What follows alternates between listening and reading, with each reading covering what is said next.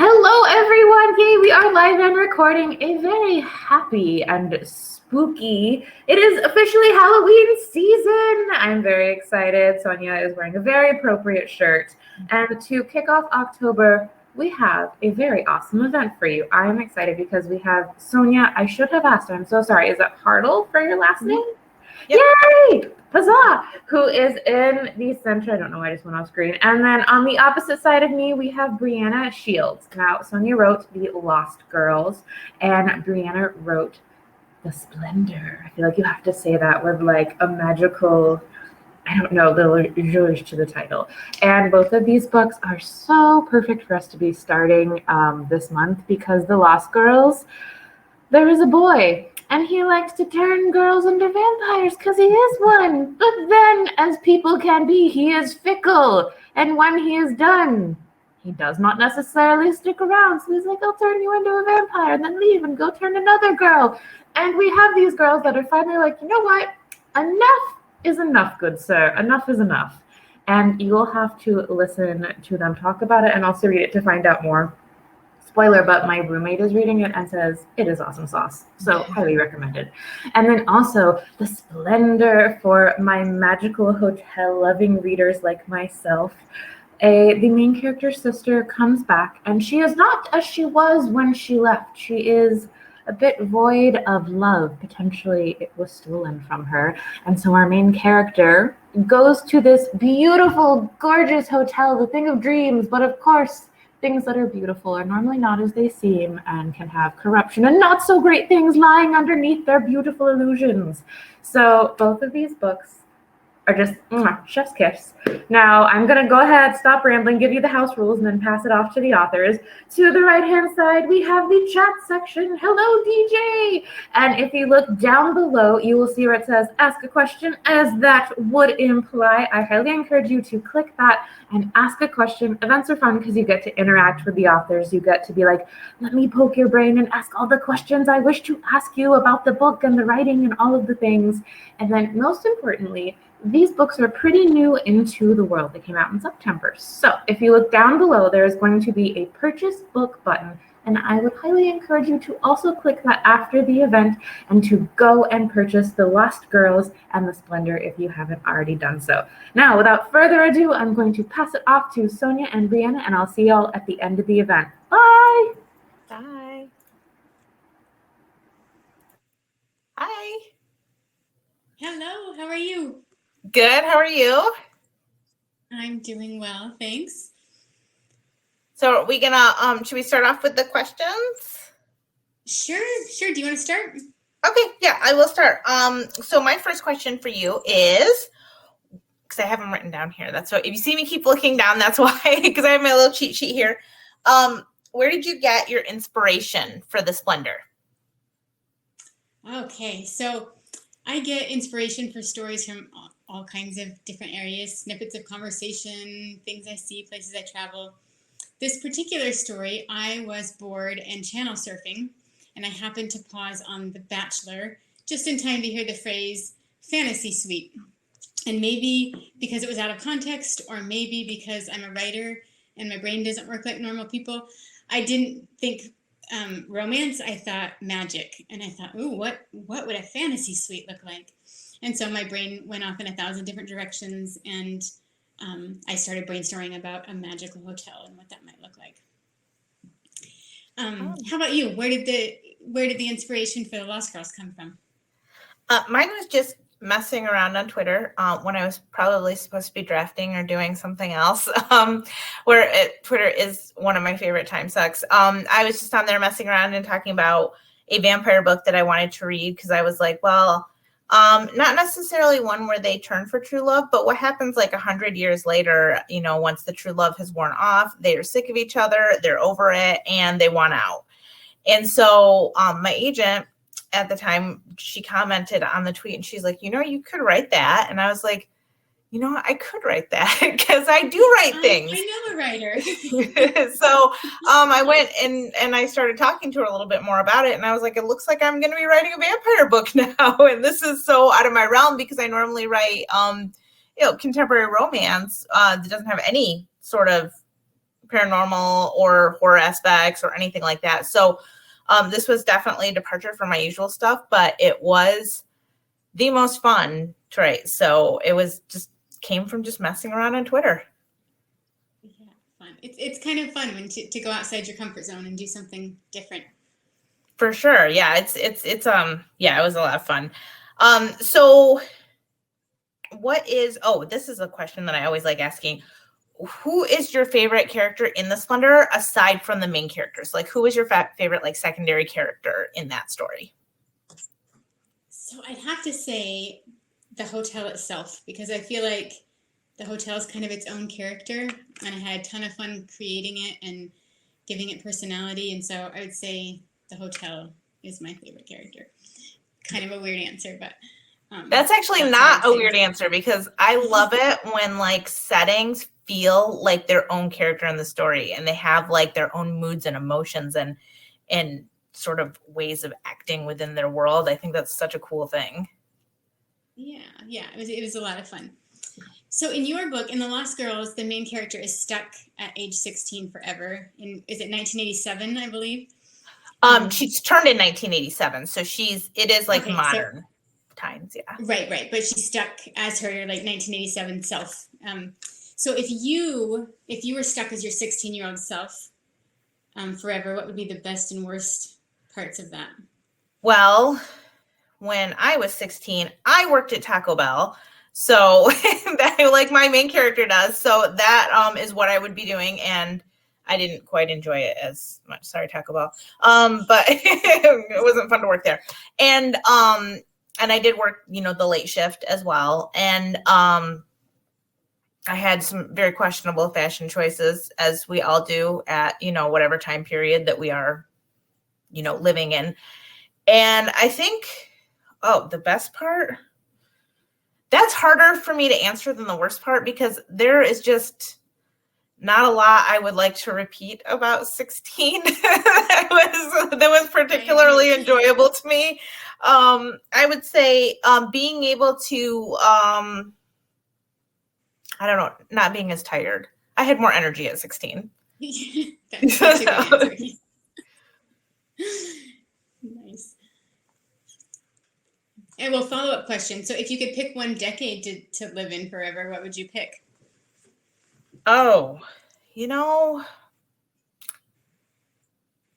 think I would want to just live in, I know that COVID aside, this decade, perhaps, just because modern conveniences, modern technology makes life much easier, I think, than it was even 30 years ago, 40 years ago. So this decade, minus, all the things about it that are currently on fire. So, yeah. Maybe we could say, be optimistic and say next decade. Next decade. Very much better. The optimist. So, Bree, what is your drafting process like? Especially with the Splendor, but overall, basically. Yeah. The short answer is slow and painful. I'm a really slow, careful writer, and I'll read these people that write like 15,000 words a day or something, and that's not me at all. It's really slow and painful and methodical, and I can't help but kind of obsess over every word and every sentence. So I just kind of write slow and steady.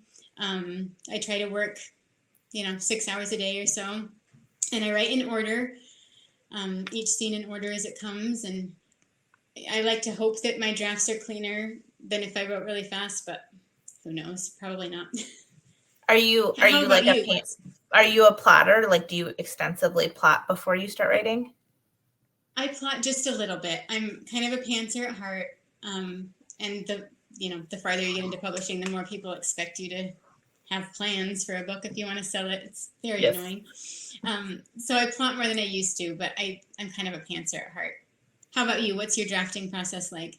I am the messy, fast drafter. Because I always hit like this spot, like right around 40,000 words, where burnout on the story starts to hit me really hard, where I'm just like, I want to toss the whole thing out. I'm over it. And so when I'm first drafting, I am constantly trying to outrun that wall that I always hit regardless of how fast I draft it or not. I could spend 6 months doing it. I could spend 6 days doing it and I would still hit that same wall at 40,000. But for some reason, I have it in my head that I can keep trying to outrun it and eventually one day conquer it. And so my drafts tend to be very, very short because once I hit 40,000 words, I'm very much phoning it in till I can like kind of crawl across to the finish line. So my process is very fast, very sloppy, and then I do all my fixing in revision. And a lot of times I'm still technically drafting in revisions, but I typed the end and therefore I am counting it as the end. I wish you and I could switch. That would be a great idea. Two writers, like a Freaky Friday thing, and we could just see what the other process is like. Yes. I would enjoy that. All right. So what does your writing day look like?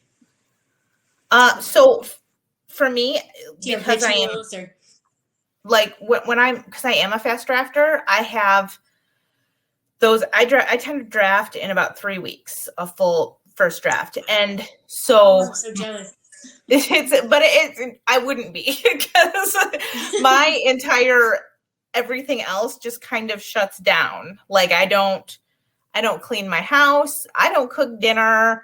I barely manage to make it to work on time. So like I'm living in my own head, in my own world. And I generally do take good chunks of like when I get vacation at work, I do take them when I am drafting because I know my mindset at the time is just I'm not anywhere else but in the book. And once those 3 weeks are up and I do come back to reality, I am much slower at revising. So, I only give it a couple hours at the end of the night. And that's why it can take me a little bit longer to revise and make things more correct. But my drafting process is pretty much just like chaos until I get it done. But I also like I said, I draft fast and hard and then I crash and I won't draft anything else for like 6 to 9 months. Because I just can't do it until I get back in there.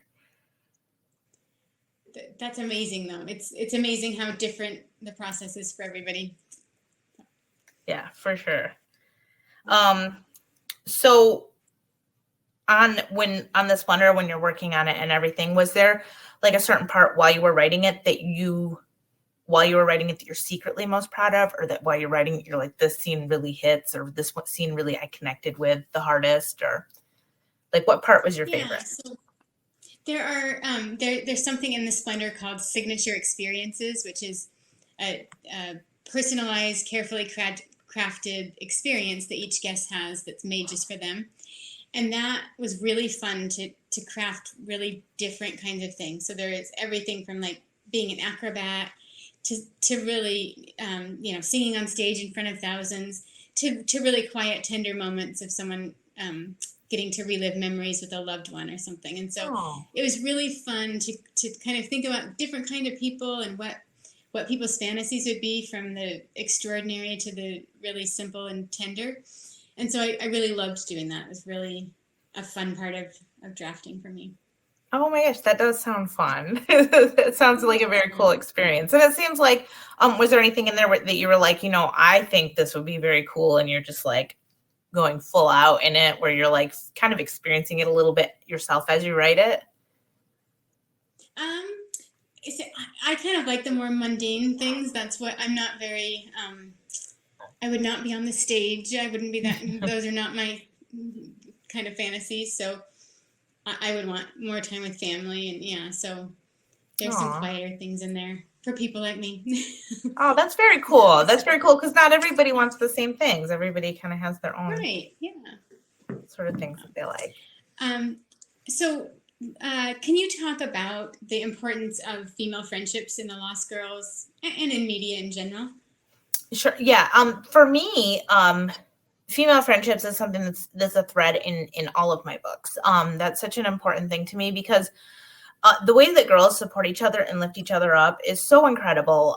It's so amazing. And I often feel like the media wants to, or like, stories in general, especially things that are older, it's kind of shifting away from that now more. But at least for me, when I was growing up, a lot of media was that other girls are the enemy, and it was constantly girls being pitted against each other. And it almost feels like that's because the patriarchy didn't want us to come together, because we are truly very powerful when we get together and work together. And I wanted to showcase in this story in particular exactly how much power these girls have when they come together. Like, they can do things that are very hard and very nearly impossible in this world.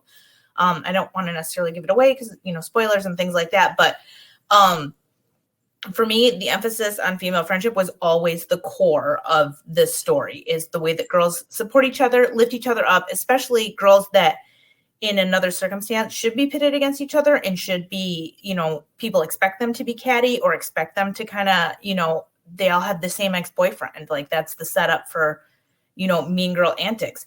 And that is not how teenage girls are. Teenage girls are incredibly supportive of each other. They are incredibly loyal to each other, and they are amazing friendships. Like, I had, the most incredible friendships as a teenager, and an incredible lifeline and support, through female friendship throughout my entire life, of people that I could rely on, consistently. And I think that it's so important to showcase that, consistently, that girls are actually very amazing and very awesome when they work together. I love that.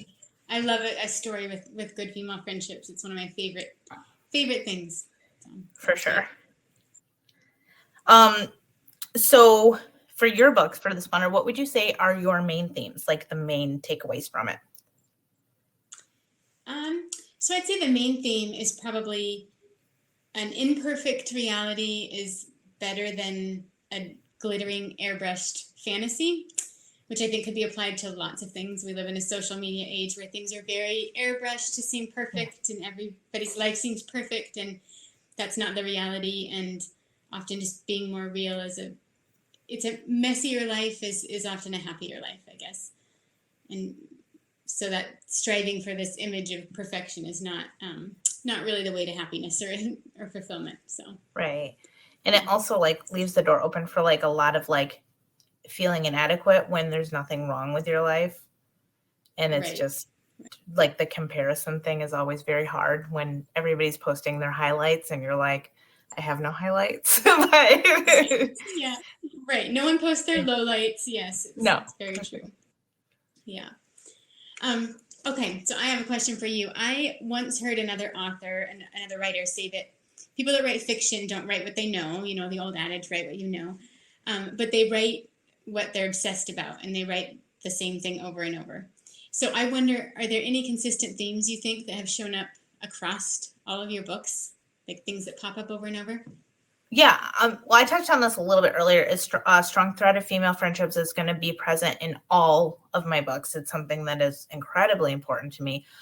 Sex positivity is going to be present in all of my books. Also something that is incredibly important to me to show healthy, consensual relationships between two people who, want to be together in that way.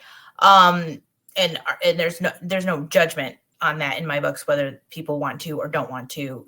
It's completely up to them and their choice and what they're comfortable with, and portraying that through these different characters and their different decisions. Also, I think, what's a third of mine? I don't know. I like to put my characters outside a lot because I like writing stuff in nature. Nature is great. So I like putting my characters outside a lot. So I don't know why. And they're in scenes where they could be, I guess, indoors more, but I like putting them outside in various things for various reasons. So that would be another one, I guess. That's awesome. Yeah, I've thought about this a lot. I feel like my books, I keep coming back to themes of found family and siblings and a lot of family and relationships. So I don't know what that means about us, Sonia, but I think it's awesome. And I think it's something that because I did an event, it was just a couple weeks ago with it was in conversation with teens and talking to them about the types of books that they want to read and what they're looking for. And they did mention that stories that have strong threads of friendship is important to them as seeing they don't necessarily need a book with romance in it if it has a strong, strong relationships in other areas. So they said that they'd actually like to see more books that focus on, friendship and family and other types of relationships rather than such an emphasis on romance, which I thought was really interesting and very cool for people that write YA to know. Yeah, that's great. That's great. So, I know we talked about like the themes and stuff and what you kind of hope readers would take away. I don't know if that's sort of the same question because I sort of asked, I had it down as two different questions, but it's kind of like the same thing. Like what do you hope people take away from it, or what are the themes are? So I'm gonna jump ahead on this question, and then what was there anything like working on this book that sort of changed your own perspective, on things, or your own perspective on life? Is there any kind of like life lessons you sort of uncovered yourself while writing this? I feel like my answer is the same for all my books. I think, there have been tons of studies about how people that read a lot are more empathetic and compassionate.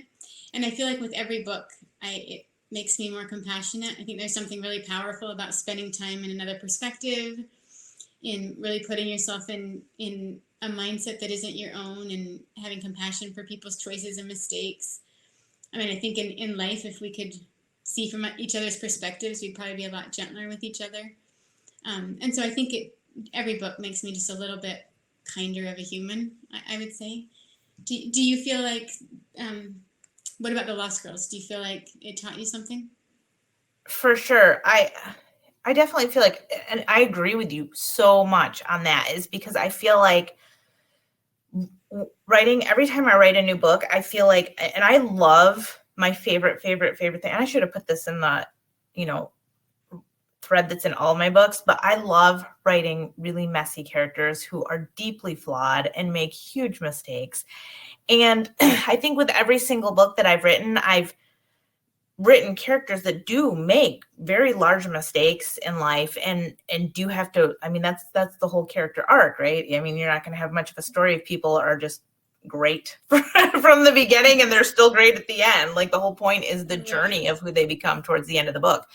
So I think writing somebody who makes choices that I wouldn't necessarily make myself, and then seeing how they react to things and how they learn and how they grow and how they become better versions of themselves is sort of how I,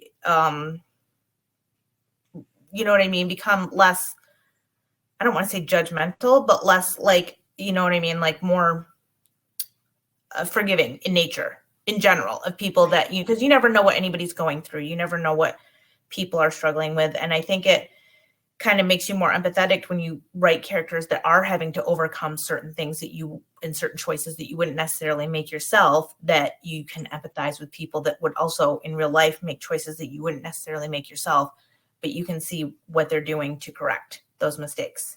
So definitely empathy is something that is a huge takeaway. And every time I write something, I get immersed in whatever topic that it is, or whatever I'm trying to say, or whatever I'm trying to take away, have my takeaway be from whatever book. I think in The Lost Girls in particular, I think the biggest emphasis was on letting go of your past and not letting that define who you're going to be forever, and not letting the mistakes that you made when you were younger be on your back and be your burden for your entire life. Like, you deserve to forgive yourself. You deserve to have, a different kind of life than the one that you thought you were going to have. So, that's all kind of threading themes throughout some of my books. Yeah, I love that. And what a gift to readers, who are going through a hard time and can read those themes and see a great redemption arc, and that's awesome. Okay, so do you picture someone specific as your ideal reader as you're writing? And if so, what does that look like? I think yes. I mean, well, anybody that wants to read my books, you are my ideal reader. So thank you for reading my books. Yes. But I think, but mainly, like, I tend to write books for teens who don't have great support systems, who don't have, you know, all their stuff together. I don't want to swear on the show. Who don't have everything together, who don't feel like necessarily like they fit in or belong, or that they have a strong, you know, safety net if they were to fall. And I also like to write, you know, books for girls where the world tells them, you know what, you screwed up and you don't get a second chance, and, you know, that's it for you. I want to be like, you know what, you do get all the chances that you need. And, you know, as long as you are, you're worthy of being loved. So I'm going to give you adventures. I'm going to give you a happy ending. And, you know, I'm going to write it so you find your place in the world. So you find your family, even though you might not have your own. You find your own support system, your own safety net, and you are worthy of all those things. That's my ideal reader. I love that. I want to buy all your books and give them to every kid in the whole world. And then, so same question for you. Yeah. So for me, when I was growing up or having a hard time, reading's always been a great escape for me and a way to just forget about the world for a minute and get lost in a different story. So I think I'm trying to provide the same things in a little bit different way, to just, when someone's struggling, to be able to just disappear into a fantastical world and get lost in a story, and just have that be a safe place for them. So I kind of picture that sort of reader. I late at night, you know, flashlight, or I guess it'd be iPhone flashlight under the covers, reading late at night and just escaping into something, a different world. Yeah. Love that too. So I think that's all. Yeah. Should we start to take some questions? Yeah. All right. I'll pop up, let's see what we have here. Oh, I think this one's for you, Sonia, so I will read it to you. It's, what is your favorite and least favorite vampire trope? Oh geez, I don't know. I guess it's hard to say because I like to play with the tropes a little bit. So like, I want to say like one of my favorite tropes is like not aging or changing at all, but I like to see how characters react when they can't change or grow at all. So it's like I enjoy it, and I enjoy that aspect of it. I enjoy a bit of the romanticism of vampires, like the myth behind that, but I also enjoy how it's equal parts like beautiful and horrifying at the same time. And I like to see how those things medley together and you know, make all the myths that surround them. So it's kind of like that kind of thing. And mostly because I like to see how characters handle those situations and how they react with each other in those situations. That's great.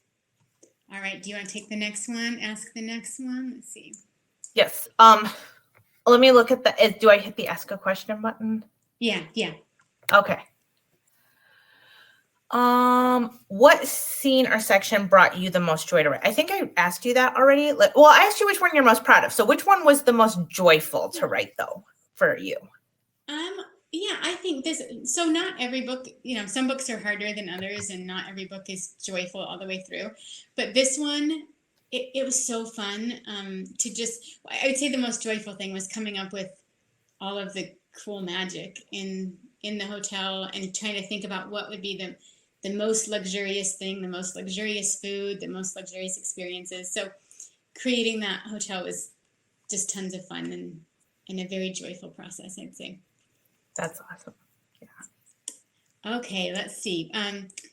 What was the extent of research for your respective books? Did you uncover a factoid or piece of information that you found truly interesting?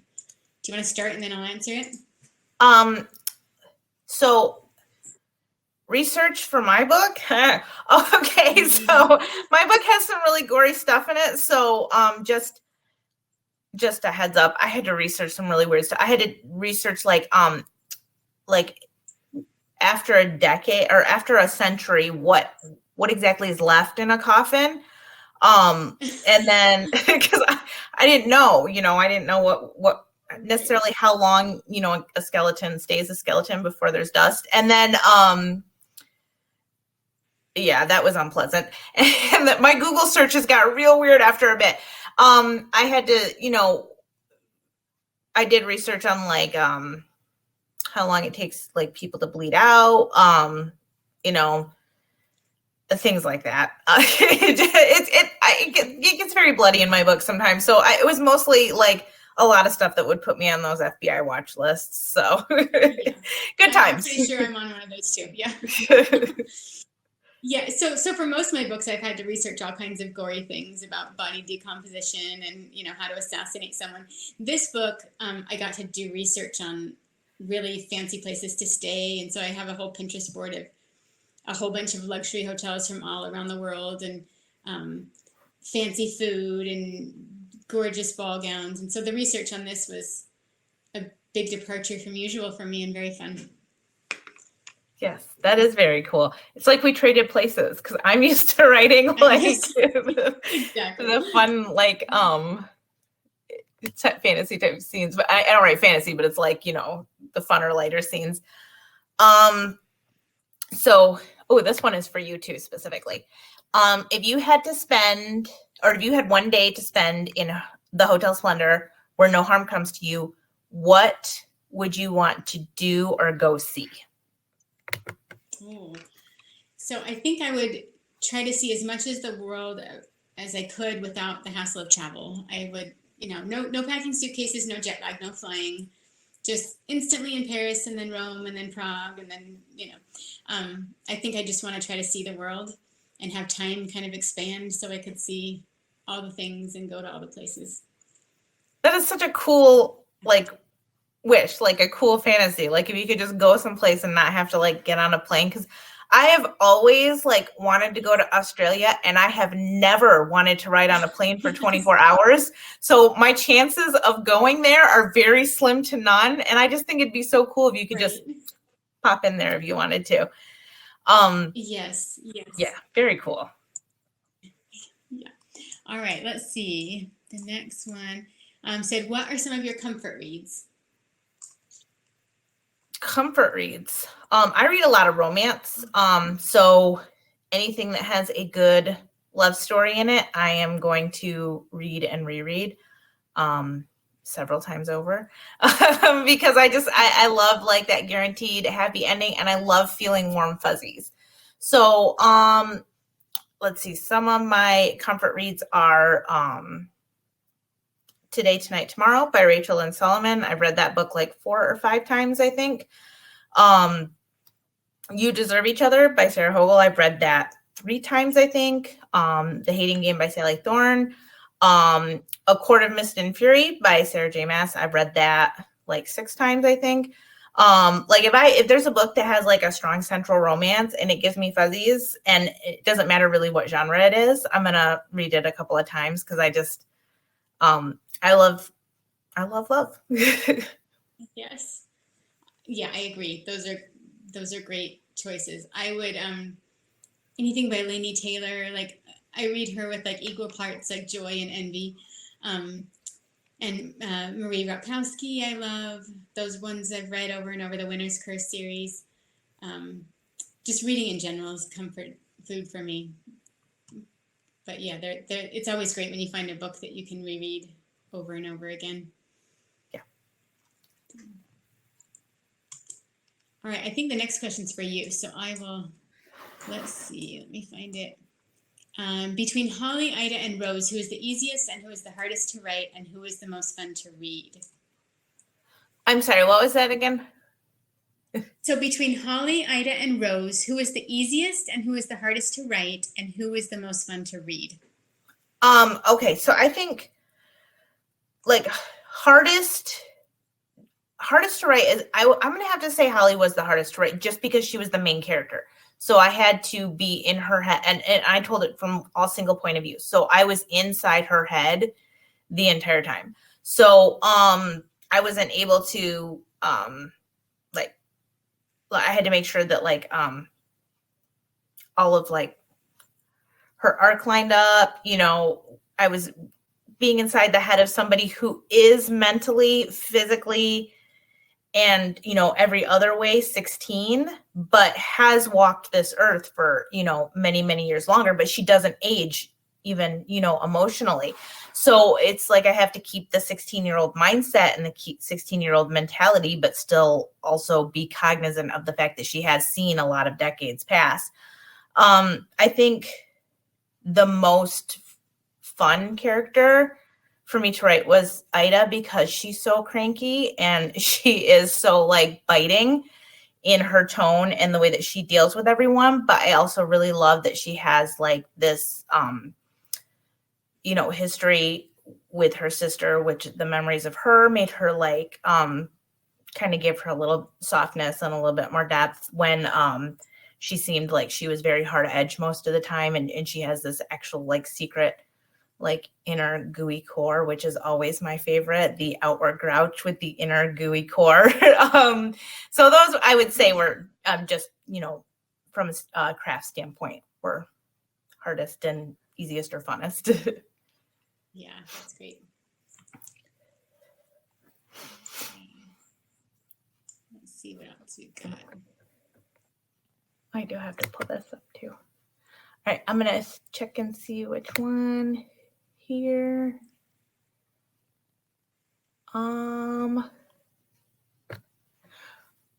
Were there any real life hotels that inspired the aesthetics of the Splendor, and did you get to stay in any of them? Yes, like I said, I researched a ton of hotels. Yes, to the part that they were inspired. I can't afford to stay in any of the places that inspired the Splendor, but I pulled from a bunch of different hotels that they're just all seemed magical and had different things about them that were. There's one hotel in particular that stands out that's in Dubai. That you're staying in a room that's made of glass, and it's an aquarium behind the glass, so there's sharks swimming by, and which would be a really cool place to stay. Yeah. All right, let's see. Okay, so the covers for both of these books are so great. Did either of you get to collaborate or have input on your cover? For me, yes, I agree. The cover is amazing, and I had nothing to do with it. The cover designers at Page Street are super talented, and I was so happy when I saw the cover. That's always anxiety producing for a writer because you often don't get say in it, and the cover is so important for selling the book. But they just did a gorgeous job with the cover. How about you, Sonia? Did you have any input? I get to, I don't like pick it or anything, but I did get a couple of cover artists, and then I'm gonna pull it up so I can see who my cover artist was by name here. Mine was Laura Benton, and she was amazing.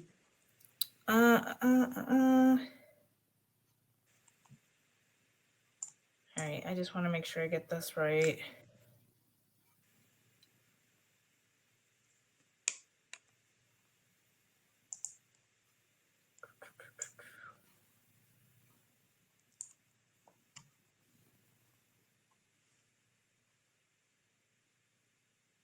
Okay. I know that Kylie Alexander, she designed the cover, so she designs all of my cover. She's designed all of my covers with Page Street. And then the artist was, I'm gonna look it up here real quick because I do want to make sure I give her credit because she's the one that did the art for this. And I actually, they sent me 3 different artists, and I actually picked hers off her Instagram portfolio, and she does amazing, beautiful work. And I want to make sure I get her name right.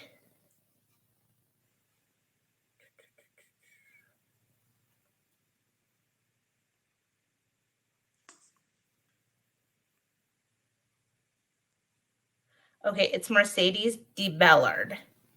Anyway, yeah, so she did it. She has a Instagram where she has a portfolio where she puts all her art on. She's done cover art for other authors' books as well. But I just, as soon as I saw like what she could do, I was just blown away. I was completely in love. And then they sent me like sketches as she was working on it. And every step of the way, I was just like squealing the whole time. Like, I love it. I love it. I love it. But Page Street, they do such beautiful covers. And I have every single one of my books, every time they've sent me a cover, I have never said, oh no, that doesn't feel like my book. Like every single one of them has been so amazing and so beautiful and so perfect for my book. So I've always been very, very happy with my covers there. Yeah, me too. Me too. They have super talented people, and I love that they put such a high priority on making the covers beautiful. Yes. And yeah, I was over the moon when I saw the Splendors cover. It's so pretty, and it catches the light, and it's like foiled on the front. It's beautiful. So very happy. All right, I think we have maybe one or two more questions. Now that your respective books are out, is there anything you wish you'd done differently? I haven't read my book since Past Pages. So I did buy the audiobook because it was I just wanted to see, because I didn't have an audiobook for my first two YAs, so this was my first YA audiobook, so I just put it on just to kind of see what it sounds like, to have my book read to me. And then I was like, oh, that's enough of that. So I like shut it off like right away, a few sentences in. So I don't think, but honestly, I don't think there's anything I would change about it, because I am extremely proud of the book that I put out. And I think that I said what I wanted to say with it, and I did what I wanted to do with it, and I did it all on purpose. So I'm proud of it, and I like it the way it is. Yeah, I agree. I think, well, for one thing, you have to realize by the time the book comes out, we're kind of tired of looking at it. We've been through over and over. We've had past pages and copy edits, and I've never read any of my books again after they've come out. And so, and I'm kind of afraid to. I don't want to find things I wish I'd phrased differently, but overall, no, I don't think there's anything I do differently, and I'm not going to go looking. No, I won't either. I don't want to go down that road, because there's nothing that I can Right. change about it. So and I know when I did it and when I wrote it, like where, what I wanted to say with it. And I feel like I accomplished that, and I'm proud that it's out there, and I'm proud of what it is. That's great. Right, let's see. Two more questions. One more question. Are there any upcoming projects you can share with us? For me, I can't. I'm working on a secret project that I'm totally in love with, but I can't really share any details. How about you? I also do not share when I'm working on things. I'm very superstitious, and I don't share unless like it's publicly available to share, because I just prefer to keep things. I don't want to jinx things. And especially when I'm in the middle of doing something that I like, the minute I start talking about it, I stop liking it. So I just don't do that anymore. Yeah, I'm the same way. And there's something about like really magical about that time when it's just yours and nobody knows about it. And it's just a private, secret, fun thing that a world you can play in. And yeah, so I really enjoy that time. So I don't talk about things either. Yeah. All right. I think that's all the questions. Which brings me back in, and since there are secret, amazing projects underway that you can't give us teasers on, that leaves me into my final question for you for the night, and that is, what is the best place that people can find information, keep up with you, whether it be the social medias, a newsletter, whatever your preferred form of like where you can get updates from you guys from? I can be found, I have a website, soniahartl.com. I'm on Twitter at Sonia Hartl1, and I'm on Instagram at HartlSonia. Awesome. And for me, my website is breeanashields.com. My Twitter is at Breeana Shields, and my Instagram is at Breeana Shields. Awesome. Perfect. So everyone, thank you so much for joining us and spending your Friday evening with us. A huge, huge thank you to Sonia as well as to Breeana. Guys, The Lost Girls as well as The Splendor are such good reads. If I know there are a lot of holiday, like Halloween read challenges and everything, and these would check a lot of those boxes for the lists I have seen going around. So I highly recommend you check them out. The purchase book button is down below. And I forgot to say this at the beginning of the event, but instead of just a book plate, nay, you can get indeed a personalized book plate from both of the authors too, which is super cool. So on that note, thank you so much for joining us. Thank you very, very much, Sonia and Breeana, and we will see you all next time. Have a good evening. Goodbye. Bye.